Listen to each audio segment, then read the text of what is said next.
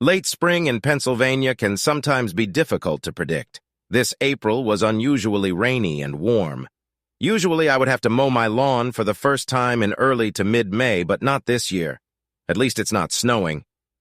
This time last year we had a snowstorm that dropped 15 centimeters on the area. I think having to mow the lawn early is worth being thankful for the lack of snow, and with tax season over, it was nice to get outside into the sunshine. My house has an interesting feature. The backyard slopes heavily downward, leading to a small stream and woods behind us. When they built the house, they used backfill to level the front of the house with the road. This meant a steep slope about halfway up the side of the house. Thus, the basement, completely closed at the front, ended up at the back. This allowed me to install a double-leaf service door, so I would drag my lawnmower and other lawn supplies in there instead of cluttering up the garage. This was one of my favorite features of the house. I'm done with the mower and everything is in place. I'm allergic to grass, so I couldn't wait to go upstairs and shower. I had almost reached the top step when I heard my wife's voice. While I was mowing in front of the house, I saw her friend's car, so I wasn't surprised to hear voices.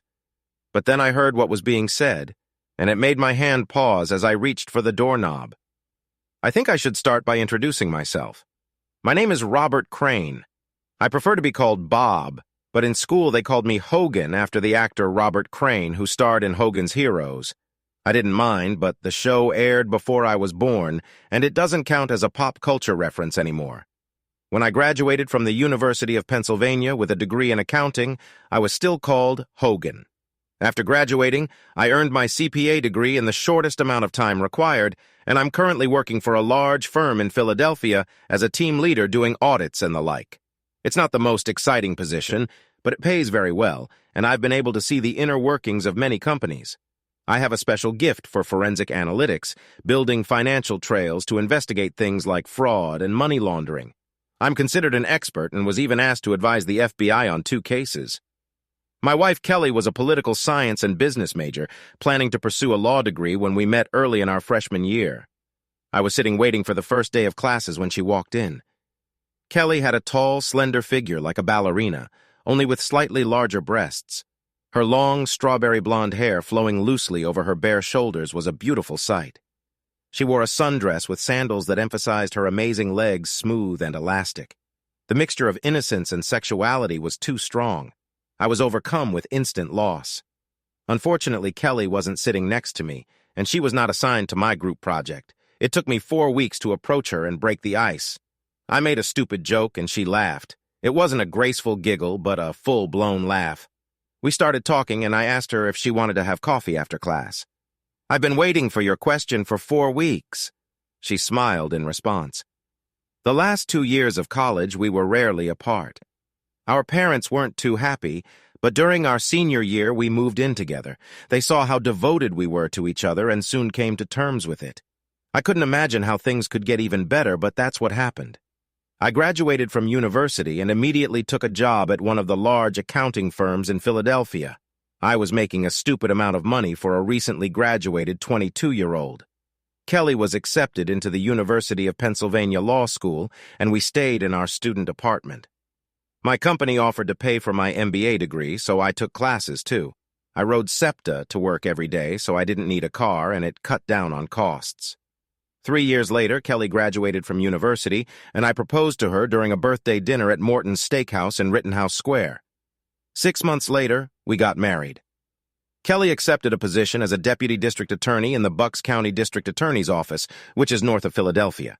We decided to buy a house in Doylestown, which was the county seat and had a courthouse. The regional rail line also ended there, so I could take the train to work every day. It was an 80-minute drive one way, but it was better than driving on the School Gal Expressway or a 95. Kelly and her mother found a home. It was a great starter home with 3 bedrooms. One bedroom was equipped as an office with 2 desks. I will sometimes work from home, and Kelly needed her own space for her legal work. The other bedroom will be the guest room, and of course, the last room will be our master bedroom. It was also close to her parents' house. Kelly convinced me that this was a built-in nanny option once we had kids. I was an only child and always wanted to have brothers and sisters. Kelly and I had talked about having kids since freshman year and agreed to wait until Kelly was settled in her career before we started trying. But now we've reached this point. And 2 nights ago, we agreed to stop taking Kelly's birth control and start trying for a baby. I was happier than ever before, and then I heard something that made my hand linger on the doorknob. Hogan and I decided it was time for me to get pregnant, Kelly announced excitedly. This delighted her friend, Olivia Watkins.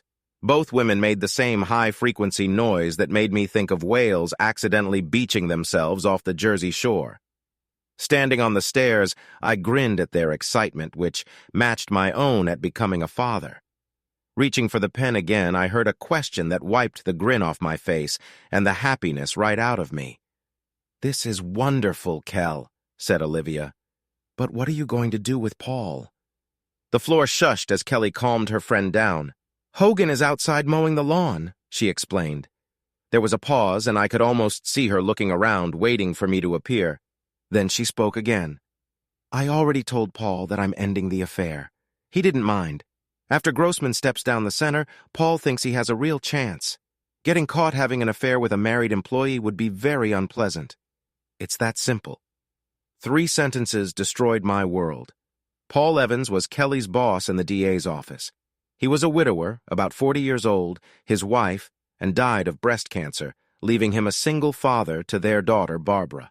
Paul was a true political animal, and Kelly told me stories about his maneuvering within his party to run for higher office. "Looks like I just found out how my wife got access to all this secret information." "Is it true?" Olivia said, just cold turkey. "You've been hot and serious for 6 months, and now you're just going to give it up." The teasing doubt in her voice made me want to rip Olivia's head off. She was a classmate at Penn State, and I knew her before Kelly. I knew Kelly and Olivia were best friends now, but I always thought she was still my friend. "Looks like I was wrong about this." Stop it," Kelly protested, giggling. "You're so bad. Paul is a great lover, but he was just rough to play with. I love Hogan, but Paul just took me and used me the way he wanted. There was no love, only rough sex and power. Now that Bob and I are going to have a baby, I don't want to take any chances. I love Hogan and will be a good and faithful mother. How many more cliches are we going to have here?" I asked myself.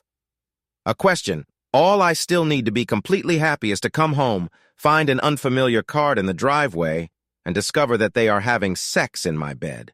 I wanted to run into the room and scream, destroy the room, but my muscles were paralyzed. I was so stunned that I couldn't move. My heart was beating in my ears. "So cold turkey?" Olivia asked. And again, Kelly's giggle. "Well, not cold turkey," she admitted.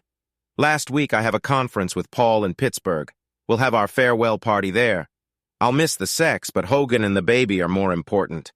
I couldn't stand it anymore, but I didn't know what to do. I love Kelly, but this was killing me. My business education began to make itself felt. I needed to step back and think, and I needed to make a plan. I started stomping up the steps as if I was climbing stairs. Then I opened the door and entered the kitchen. Kelly and Olivia sat there with cups of tea in front of them. Was this a hint of guilt that I saw on Kelly's face? "Honey, are you okay?" she asked worriedly. Then I realized that my cheeks were covered with tears. "Allergies," I muttered. "It will be a bad spring. We'll go upstairs and take a shower. Just throw these clothes near the bathroom, and I'll wash them right away so they don't mess up your closet. Last week, I bought you a new package of Claret and D, which is in the medicine cabinet." "Thank you," I managed to say, heading towards the stairs. I needed time to think. The next morning was Monday, and I used the excuse of an early meeting to get up and out of the house before Kelly got out of bed. The night before, I used my allergies as a reason to go to bed early because my emotions were on edge. Sitting in the carriage, I thought again about what I had heard. On the one hand, my wife was unfaithful, but it all ended purely sexually in order to stay with me and give birth to my child. Some would say that I should leave things as they are and be happy that my wife is returning to marriage with plans to be a good wife and mother. However, there is a voice in my head that says that if she did it once, what will stop her from doing it again in the future? 10 years from now, when the kids go to school, will she have another just sexy affair, then divorce with children, where Kelly will most likely get the children and I will get a bid bill for child support? As an accountant and business analyst, I thought in terms of risk and reward. I find myself doing the same thing here. It got to the point where my trust in my wife was completely destroyed. The just sex excuse misses what is the truly important issue in such cases, a complete lack of respect for your partner. The cheater knows that what they are doing is wrong and that they are hurting the other person. Otherwise, they would have done it openly and I would have known about it from the very beginning. Don't get me wrong. I don't think I would ever come to terms with her sleeping with Paul. But at least if she talked to me about it, there would be some respect shown. Kelly's action showed me how much she truly respects me. I was working, but part of my brain was focused on what I should be doing. I had no evidence other than the overheard conversation. I didn't even notice anything different during the last 6 months during which this affair apparently continued. That confrontation without evidence would be a high risk with little chance of reward. Kelly will deny it. Paul Evans will deny it. Taking any case through the courts would have been financial suicide since every judge, politician, and lawyer in the surrounding counties knew Evans. I would have been buried to keep his name clear. I thought about just leaving and starting over somewhere else.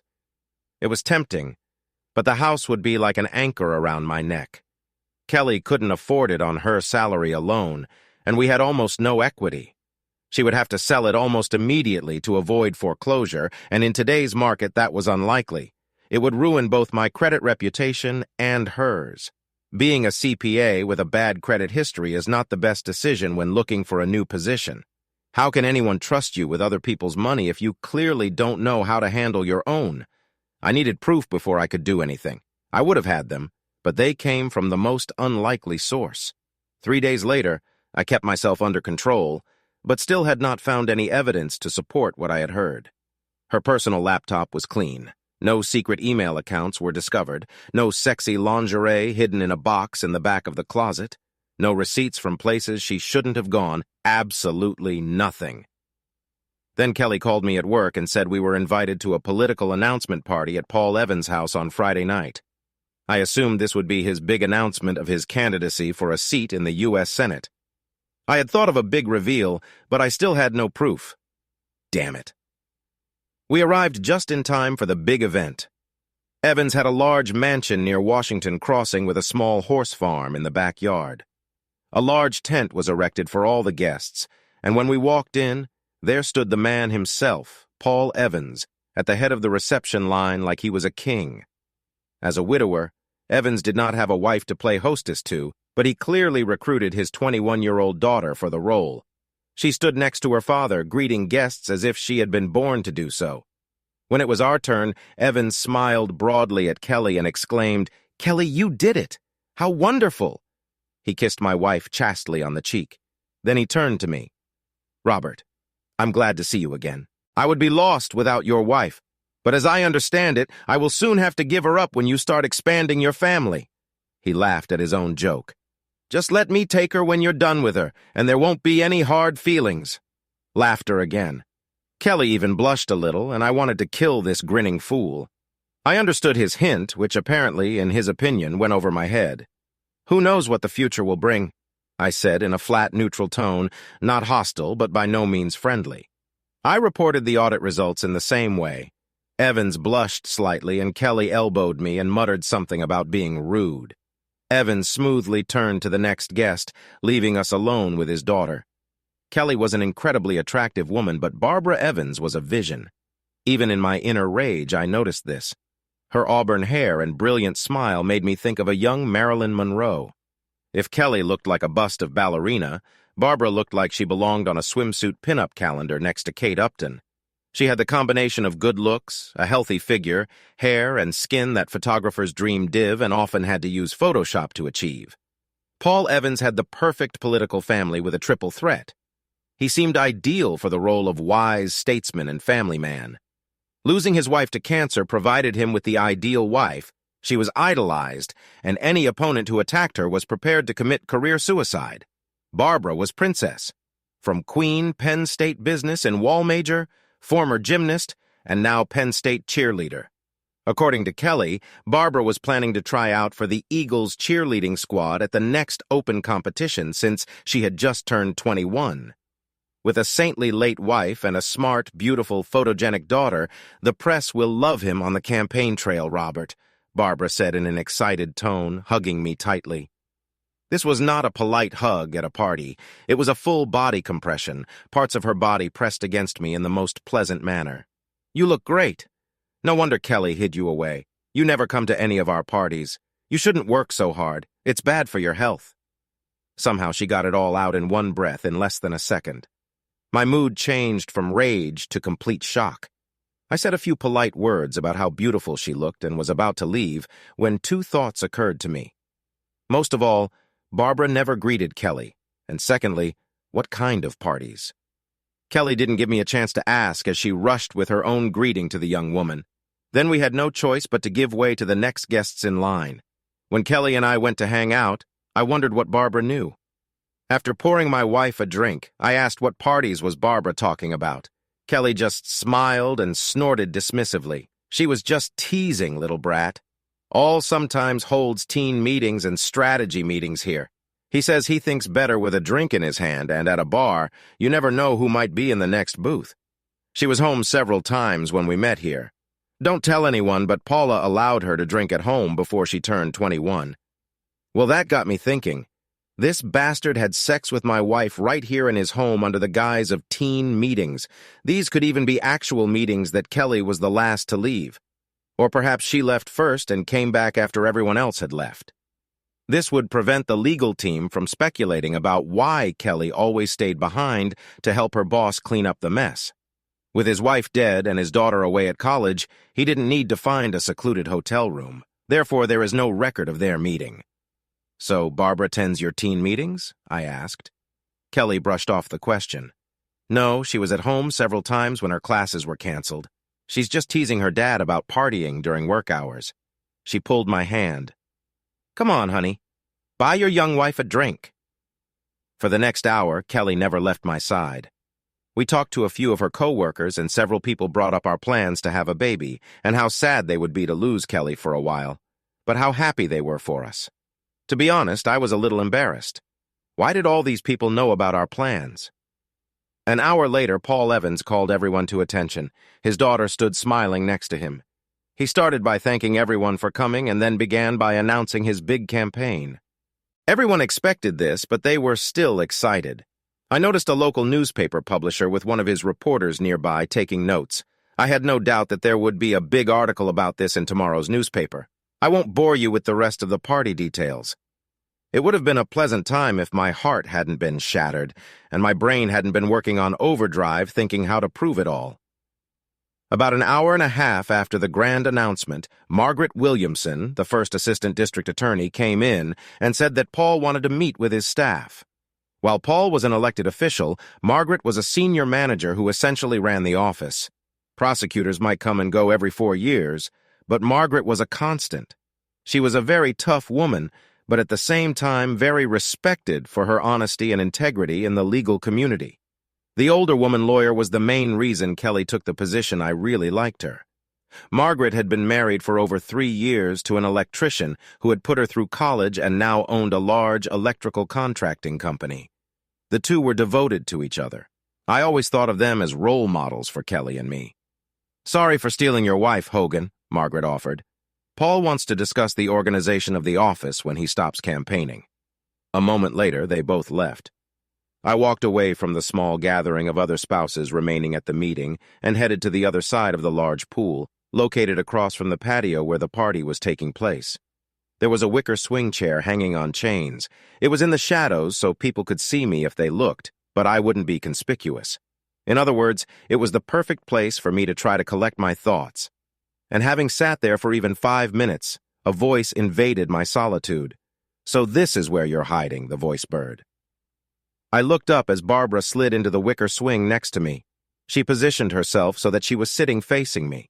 Without saying a word, her little black dress sat on her tan hips so that it hugged her body, hinting at what lay underneath without revealing anything, seductive and innocent at the same time. It speaks volumes about my state of mind that I noted this almost academically. You look like a person who has the weight of the world on his shoulders, she commented. I didn't really want to talk about this with my wife's lover's daughter, no matter how sexy she was. We were very busy in the office. There are a lot of audits going on. I said to end the conversation. Is it true? Barbara asked interestedly. I just finished my last accounting course at university. I taught several classes about the use of forensic accounting in law enforcement. I thought it was very exciting, even in my grief, I replied incredulously. Well, it's not sexy or anything, but it really is a detective's job to gather all the right pieces of information from a ton of other facts and put them together to get a clear picture. Plus, since some people tried to hide this information, it becomes even more difficult. Most people don't think so, I admitted. Barbara began to talk in detail about what she had learned in the class and why she enjoyed it so much. I must say that I was impressed. I've had people finishing their internships at firms who couldn't speak so well on this topic. Focusing on her words really helped me push aside both her appearance and, more importantly, the anger that was simmering deep inside me. I felt immersed in the role of mentor. This helped me push the emotional turmoil a little into the background. "You really like the course?" I remarked. "It looks like you have mastered the topic very well." Barbara blushed at my praise.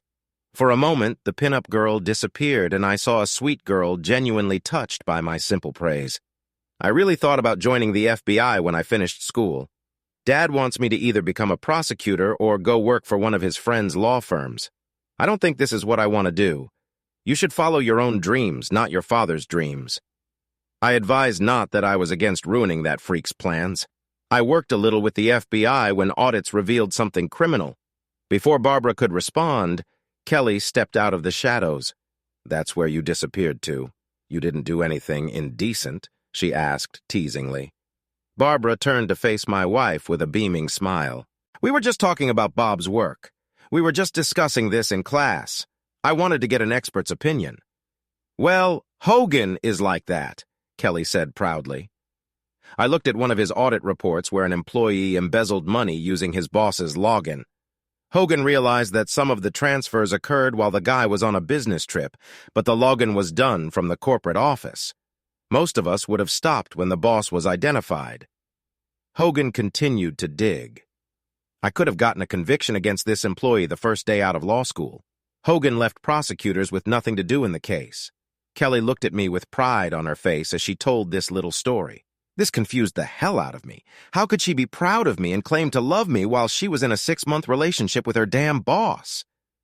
A hint of confusion must have crossed my face because Kelly asked, "What happened, dear?" "Nothing," I answered. "I was just thinking about the problem." "Well, stop it. It's a party," Kelly said, admonishing me. She barely caught her breath and said, "Hogan, you will never be able to guess what opportunity one was given. Paul and Margaret want me to do some admin work as I plan to go on maternity leave. As soon as your job is done, this way when I leave, there will be no more hanging items. I will work directly for Margaret." Something in my heart skipped a beat at the thought of Kelly being away from that bastard Paul. A second later, my hopes were dashed. "I'll have to travel sometimes," Kelly continued. "I'll be delivering important papers to Paul during the campaign, so I won't be involved in his campaign, but I'll get to see some of the behind-the-scenes action. This will be so much fun." I felt my heart shatter again.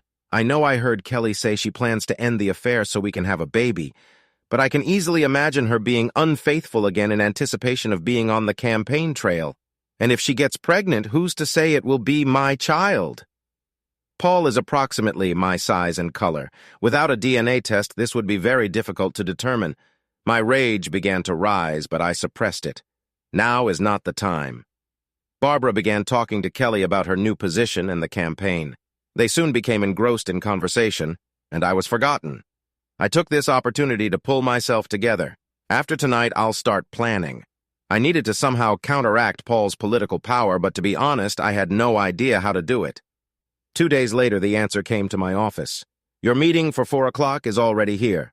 My administrator called through the open door. I looked at my Outlook calendar and didn't see anything booked. Before I could answer, she came in. "Barbara Evans."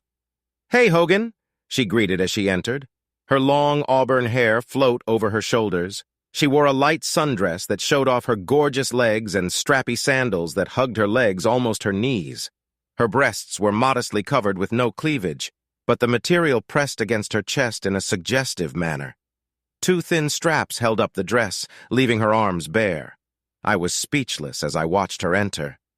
"I hope you don't mind," Barbara began. She closed the office door behind her. I informed Mary that we had a meeting to discuss my career and Kelly's employment under my father. Politely, I rose from my chair as she entered. "Glad to see you. Just working on some reports," I mentioned, gesturing for her to take a seat in front of my table. After she settled in, I joined her. "What did you want to talk about?" Barbara's expression shifted suddenly, the previous happiness vanishing. "I think you know, Bob. I saw it in your face when you spoke to my father," she said. "I'm really sorry he's causing trouble. He's a good guy." I responded, taken aback. This wasn't what I anticipated. "What are you talking about?" I asked cautiously. Barbara didn't mince words. "My father having an affair with your wife," she stated bluntly. I leaned back in my chair, taken aback by the directness. "Did you find out recently?" Barbara asked softly. I nodded. "I'm really sorry. How? When did you find out?" I inquired. "About 3 months ago," Barbara admitted. "I don't know when it started, but I found out in February. One Friday I came home early and they were together in her jacuzzi. I took photos and even recorded them running naked into the house." "There was a full foot of snow on the ground," Barbara revealed. My shock was palpable. "Did you take pictures of your father in that situation?" I asked, incredulous. "And could I get copies?" I added hastily, considering the potential use in a divorce. Barbara reached into her back, producing a large envelope. "Here are photographs from that day and several others," she said. "Dad installed a security system in the house. The entire exterior is covered, and several interior rooms have cameras." Stunned by this revelation, I realized that Paul's daughter had provided everything necessary to dissolve her father's marriage. "Why?" I queried, trying to understand her motives. Barbara's sad expression morphed into anger. "Because I hated more than you ever could," she spat out. I remained silent, allowing her to continue. She had met Mom when she was a college student. He was an aspiring lawyer assigned to the sex crimes unit in Philadelphia, Barbara explained. Mom came to study from Ireland, her family well off, but died in the Londonderry bombing. She came here to escape the turmoil. Her voice softened as she recounted the past. Mom was involved with some guy who ended up putting her in intensive care with his violence. Kelly paused and placed a fit book on my table, adorned with greenery and lace. I found her diary after she passed away. She had a penchant for being submissive in relationships, enjoying the dominance of a strong partner. This guy took it too far, landing her in the hospital. My father was assigned to the case. They met, he went to jail, and a year later they got married. My father was always ambitious. He snagged a smart, beautiful woman with an exotic accent, while Mom found a protector, Barbara recounted. I came along a few years later. Dad wanted me to pursue gymnastics, thinking an Olympic-bound daughter would boost his political career. "Do you know how those genius careers end?" I shook my head. "I never thought about it," I replied. Barbara smiled. "They call it the 3BS, boobs, butts, and boys. I got the first one. I was pushed into cheerleading, supposed to be the all-American girl. I didn't mind. I loved performing. But by 16, I realized I was just a pawn in my father's ambitions. Mom knew about it almost from the start. Dad had affairs from the get-go. Mom pleaded with him to stop, but she was too weak to take action. Divorce wasn't an option for her, being a devout Catholic." Barbara paused, gathering her thoughts. "Sometimes I wonder if her poor response to cancer treatment was subconscious desire to die or actively sabotaging it. Anyway, I was with her in the hospital when she passed. The official story is that my father went to court in one murder case, forcing the doctor to change the time of death. In reality, he celebrated by having sex with his assistant in her apartment, presenting my mother as a trophy. The press ate up the story of how they met, a heroic prosecutor saving a battered woman. But that bastard himself beat her more than once, and I witnessed it." "Why are you telling me all this?" I asked, feeling compelled to know. "Because you deserve to know, Hogan. My father, he's not a good man. After my mother died, he had his affairs until I left for college. Then he began to organize meetings in the house, not just for work, but also for some of the charity groups he is involved with. I know for sure that he sleeps with 2 other women from these groups. One of the poor women actually thinks it's true love and plans to leave her husband." "Is this what Kelly is thinking of doing?" I asked, comprehending what I had heard, but still curious. Barbara shook her head. "No, she thinks it's just fun. They say that power is the main aphrodisiac." Kelly seems to be proof of that. I overheard her talking to my dad about some center they were meeting with. So what do you want? I inquired. To her credit, Barbara looked me straight in the eye as she answered. I want you to get out of your marriage with this traitor. I want my father's career to be ruined to the point where he would never be elected dog catcher in a town full of cats. I believe that together we can make them pay. Wouldn't it be more difficult for you to finish school? I posed the question. She tossed her auburn hair. No, my mother left me her inheritance as a trust fund. I didn't touch it. But if it came down to it, I could pay for the rest of my tuition in an MBA and still have a nice cushion left over. If your mother had so much money, why didn't she take you and leave? She could go to Ireland where your father couldn't reach, I suggested. Barbara winced. She was raised Irish Catholic. She was taught that divorce was not an option, no matter what happened. My mother held on to her faith until the very end. This is the only thing that makes me think that her death was unconscious and not intentional, since they also consider suicide to be the unforgivable sin. I admitted I couldn't see anything but truth in Barbara. She stated she wanted to ruin her father's career, and the fact that I had this information didn't bode well for his ambitions. I didn't think it could be some kind of trap. If Kellyanne Paul wanted to destroy me, they could do it openly in court. This means the plan was only for those who were desperate like me. A plan began to form in my head. I need Barbara's help with a few things. If nothing else, it would show me how dedicated she was to destroying her father. Okay, I agreed. But I don't want to destroy him by publishing these pictures or even naming him in the divorce. Barbara looked at me in surprise. Why not? She demanded, her face flushing with passion as she prepared to launch into a speech. I stopped her with a raised hand. I didn't say we wouldn't destroy him, but I don't want to deal with the bad press of a cuckolded husband in a political scandal. Instead, I wanted to destroy what he has strived for all his life, his power and influence, and I can have a nice, quiet divorce that no one will worry about. Barbara looked at me with shock on her face. A minute later, a sly smile appeared. What do you want from me? She asked. I'm going to do what I do best. Get me his financial documents, personal and for his campaign. They took Capone thanks to tax evasion. Having met your father, I have no doubt that I can find something. And if not, I smiled. I can do one more thing. For the next 3 days, Barbara and I were busy. She installed a keystroke recorder on her father's personal laptop and home computer. She also took a full backup of his computer's hard drive. We configured their security system to upload records to a cloud space known to me, physically located abroad. For my part, I didn't bug Kelly's phone. Thanks to Barbara's evidence, I didn't need anything else. I activated a GPS tracker designed for parents keeping an eye on their children. Basically, it just used cell towers to determine the location.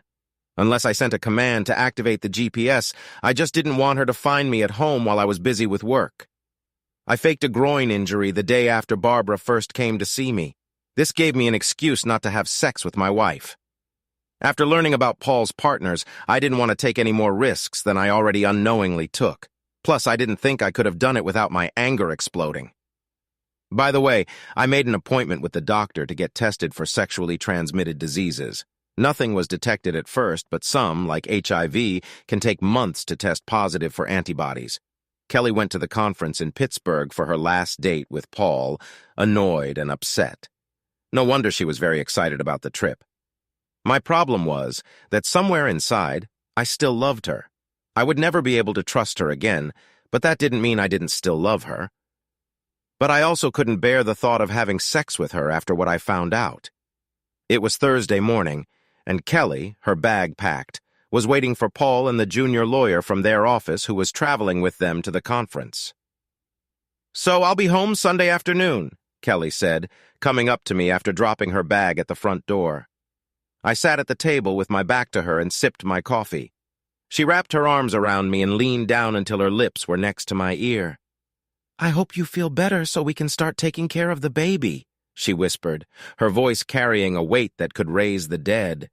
Her scent took me back to more innocent days. I wanted to cry right there, but I managed to restrain myself.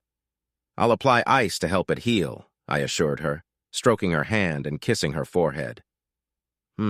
She moaned. I wish I didn't have to go. It would be so much better to just stay home with you and be naked all weekend. You can always tell Evans that something more important has come up. I suggested the words slipping out unintentionally. By the way, she looked at me. She caught something in my tone. "It's your problem with Paul?" she asked in amazement. "First, you were rude at the party and now you talk like you hate this person." I forced myself to calm down and shrugged. Honestly, I've seen too many hot-headed jerks like Evans who think he's untouchable and the epitome of power. They're big fish in a small pond, selling the illusion of power and forcing people to buy into it. Like that mayor in South Carolina last year, a big, influential guy who embezzled the city's money while sleeping with 3 married women. Now he's serving 10 years in federal prison, and they're all divorced and publicly humiliated. I get the same feeling from Evans. If he gets to Washington within a week, he'll be seducing clueless interns. But eventually, the wheels of his car will fall off, and when that happens, I wouldn't want to hotel somewhere nearby. Kelly looked at me in shock. She heard me rant about those types before, but I'd never associated Evans with them before. I probably should have kept my mouth shut. But it felt good to let it out. And although the marriage was over, I also felt it was only fair to warn Kelly. I still loved her even if I would never trust her again. "Hogan, that's terrible what you said about Paul," Kelly protested. "He's a good person who has done a lot for the people of this district." "He's not like that." I heard an almost pleading tone in her denial. At a time that could not have been predicted, we heard the sound of a car horn outside the house. Paul has arrived. Kelly let out a frustrated sigh. She gave me a look that quickly turned into a mixture of regret and fear. "I'll be home in 4 days," Kelly said, conciliatory. "We can talk about it then. But get ready, love. We have a child to start with." Then she wrapped her arms around me and kissed me passionately. I responded with an equally passionate kiss. "Have a nice week," she breathed. "I love you. I love you too," I replied. She grabbed her bag and opened the front door. "Bye, dear," she called over her shoulder. "Goodbye, Kelly," I said, then I closed the door. 30 minutes later, I left by train for the city. Barbara and I had an appointment with the FBI. It turned out that I did not need to prepare any evidence. I would rate Paul Evans' embezzlement skills as moderately smart. Barbara and I met at her off-campus apartment to review the documents she had pulled from his computer. Overall, pretty standard methods. I estimated he had about $2 million stashed away in an offshore account. At least, that's what he transferred to it. But I couldn't be sure it was still there because those records weren't included. Much of this money came from very small donors who wouldn't raise suspicion from the IRS. But why were people from out of state donating to the DA's campaign? I was able to trace some of them to defendants whose cases were dismissed or entered into plea agreements with unusually lenient sentences. It was Barbara who found the biggest bomb. It turned out that she was not the only child. Along the way, Evans had fathered 2 more children.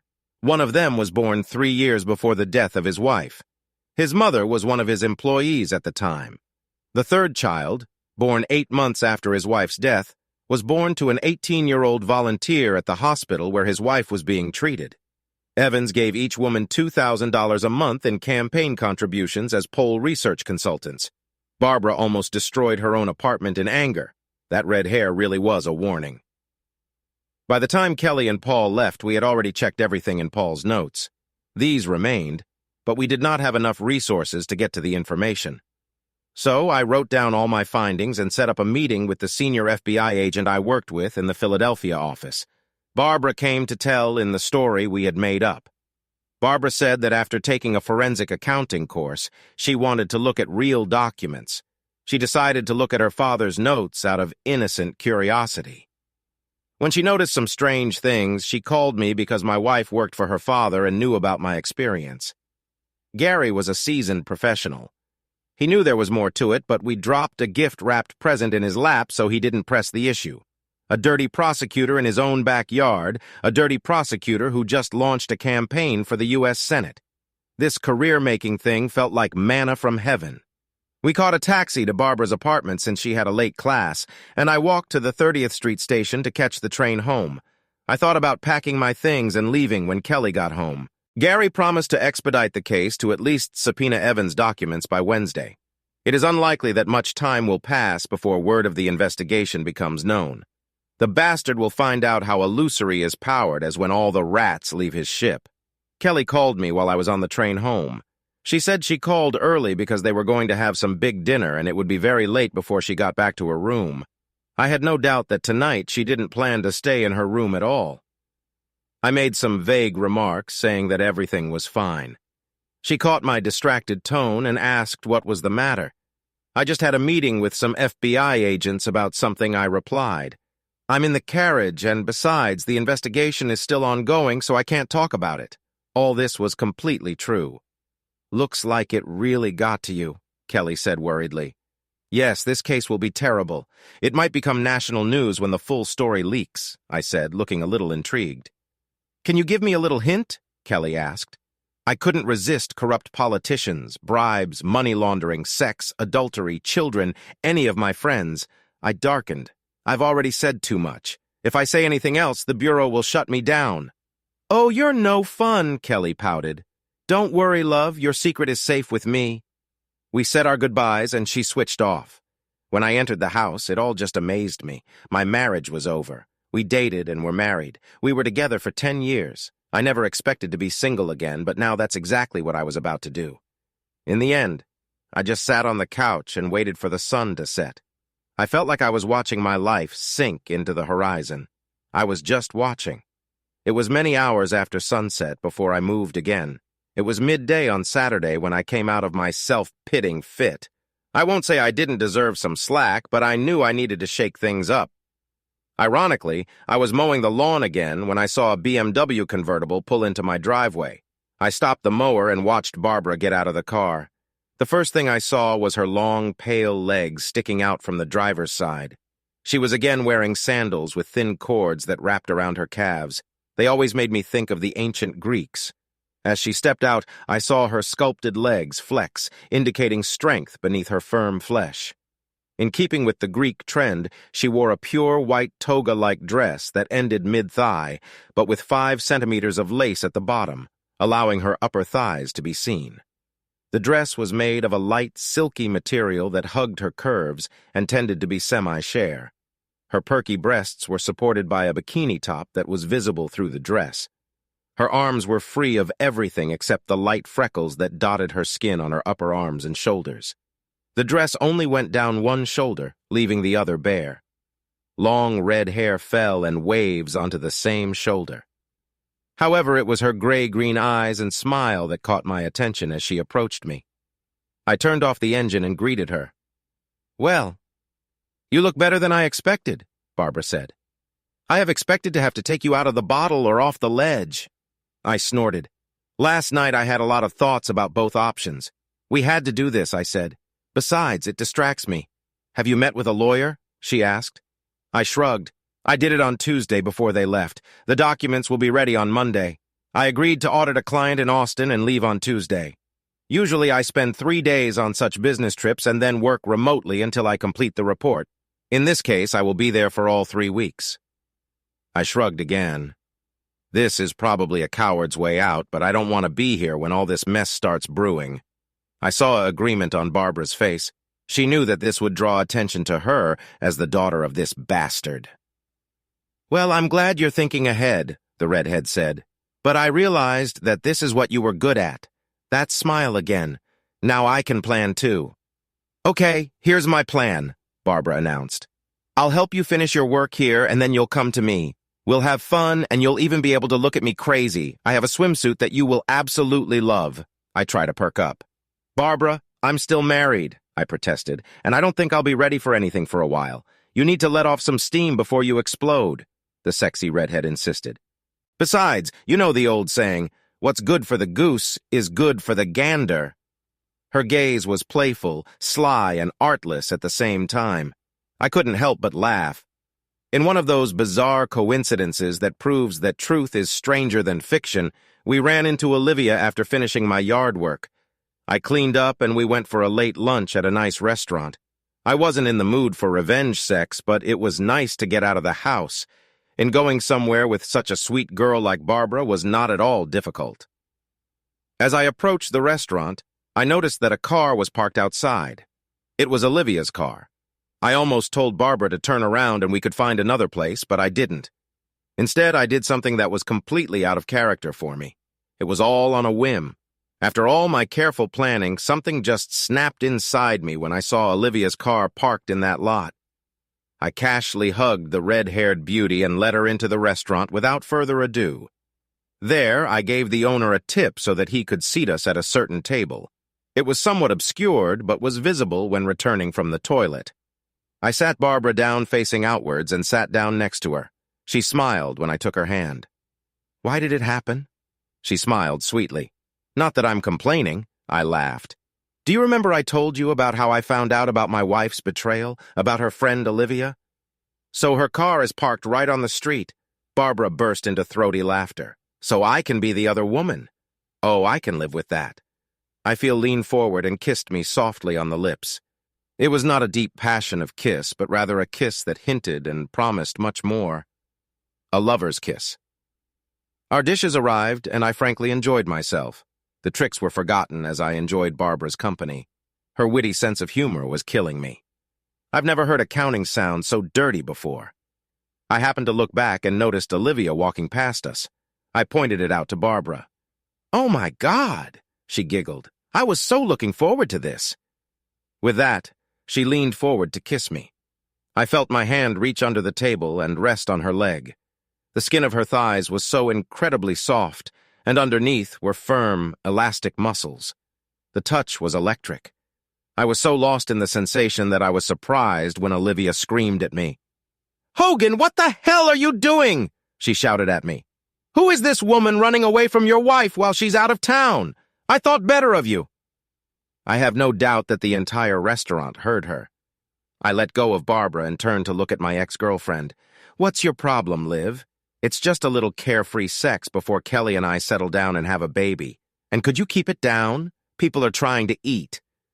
Olivia stared at me as if I had hit her with a dead fish. What she began? "Oh, come on, Liv. Kelly does the same. I'm sure she's having fun with her boss right now and for several months now. So I decided it was only fair that I seduced the boss's daughter." I think Olivia almost had a heart attack, feeling Barbara start to giggle. I gave her a gentle squeeze to keep her quiet. "You know about Kelly?" she stuttered. "I know that I must be a faithful, ignorant husband while my wife runs around being so ably helped by a woman whom I considered my close friend." Olivia winced at the contempt in my voice. I know Kelly wanted to try something else one last time before having a baby like that last fling before the wedding. If it was normal for her, what do you have against me? I had no information about Kelly having affairs before Paul, but as they say, once changed, always changed. I shot my suspicion into the darkness and wondered if Liv was off balance enough to confirm it. "Do you know about this too?" she sighed. "No, but thanks for the confirmation," I replied. Olivia turned pale at this. "Go away, Olivia," I said. She turned and ran away from the table. A few minutes later, we heard an Ollie's. It was Olivia leaving the restaurant. "Well, it was fun while it lasted," Barbara said with a slight laugh. "I really wanted her to stay here longer." Her smile made me blush. "You know, she's probably on the phone with your wife right now," she added. Perhaps I agreed. I give her 5 minutes before my phone goes off. However, if she left right now, it would be a 5-hour drive home from Pittsburgh. This will give us time for dessert and give me enough time to drive home and pack my things. It's a pity that I won't see you in a bikini like you promised." Barbara laughed again. "Oh, I guess we can do this another time." She reached out to grab my shirt and pull me closer. "You know, my semester ends in a week and a half," she muttered in my ear. I always wanted to see Austin. I barely caught her words as her tongue slipped into my ear. Kelly started calling me 10 minutes after Olivia left the restaurant. I listened to a few of her messages and she was furious that I cheated on her. This almost made me laugh. After an hour of her messages and texts, I blocked her number. I knew she would eventually just call from another phone, but she was driving back from Pittsburgh, so she couldn't just ask to borrow someone's phone on my highway. When I got home, I packed all my personal belongings, not just my stuff for the trip to Austin. I had time. For hours after meeting Olivia, I was leaving my home for what might be the last time. After booking a hotel room near the Philadelphia airport, I put most of my belongings in storage until I found a place to stay. I talked to Barbara on the phone several times. She was walking with a friend because her father was now leaving furious messages on her phone. I moved my flight to Austin a day and left on Monday morning. Kelly managed to call my phone several times from other numbers. Now it was a tearful rant about how I could do this to her, why I ruined her career at Siri, and so on. Obviously, Olivia's initial screams attracted the attention of many people. When someone posted a pretty accurate comment on their blog and called Barbara NB Gamers, my comment about Kelly having fun with Paul was also posted along with the fact that they were together in Pittsburgh over the weekend. This caused quite a stir in the county's political circles and at the courthouse. For the rest of the week, I avoided most news from Philadelphia. It wasn't until Friday that I received a letter telling me what was going on in Doylestown. Surprisingly, it was a letter from Margaret, a senior manager in the DA's office. The elderly lawyer apologized for everything that happened. She knew that Paul had been seeing 2 women outside the office, but she knew nothing about Kelly's involvement. She also praised me for taking revenge by using the law against the lawyer. It was an eventful week in DA's office, Margaret said. Paul was in the office Monday morning trying to deal with the fallout and denying any inappropriate behavior on his part. This is just my daughter's rebellion under the influence of her cheating husband was the story he was trying to sell. Then on Tuesday, Kelly was served with divorce papers on the grounds of adultery. The envelope contained photographs, DVDs, and a letter from me. Kelly's scream of horror when she read my letter caused Margaret and 2 other people to run into her office. Kelly fell into a chair in shock, and Margaret noticed the photographs that had fallen out onto the table.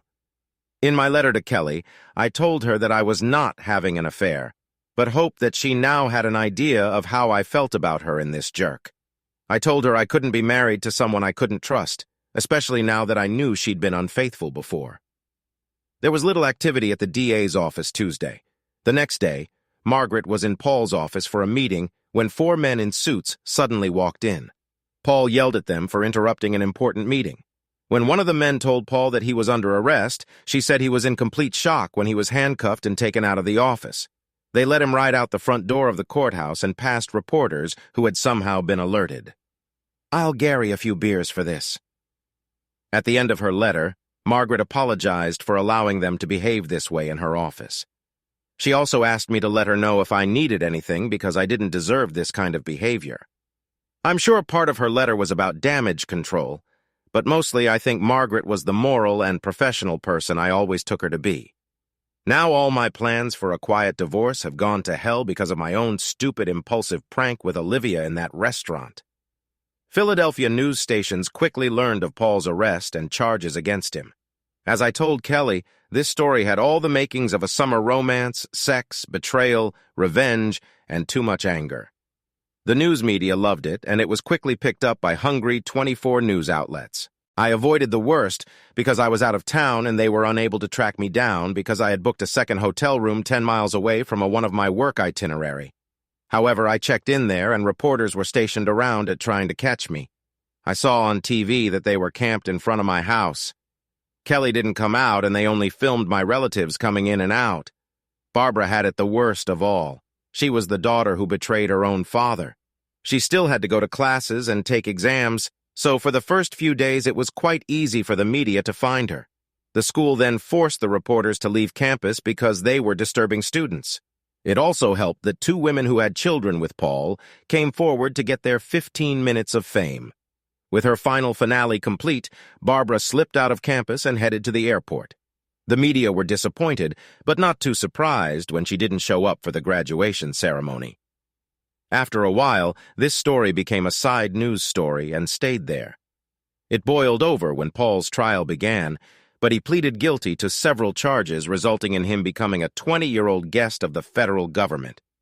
Fortunately, his guilty plea meant that Barbara and I were not called to testify. Then the case completely disappeared from their radar, taking Barbara, Kelly, and me with it. Oddly enough, after all this publicity, might have forced what quickly and with minimal fuss. Kelly signed the papers 4 days after receiving them. I received a letter apologizing for what she did to me into us. Furious, returning from Pittsburgh, she swore that she would never forgive me for betraying her. Finding out that she was, in fact, the only one cheating made her realize how hypocritical she had been. She accepted my offer of a 50-50 the split and simply asked that at some point when things weren't so rough, I would agree to meet with her so she could apologize in person. At the end, she said that she would always love me and wished me well. I later learned from her mother that she had quit her job and moved to the Midwest to live with her aunt. Finding Paul did wonders for my career. In the press, the FBI gave me full credit for analyzing Paul's tapes. Since I was hiding from the same press, I was even more thorough in my work in Austin and found not only the embezzler they were looking for, but also a second one about whom at that time they had no information. My firm promoted me and put me in charge of a white-collar crime team, and yes, some joker labeled the team Hogan's Heroes. But the best part was when they assigned me an assistant or recent college graduate wishing to gain experience in forensic accounting. I've never enjoyed working late so much, and this bikini looked even better on the floor of my hotel room.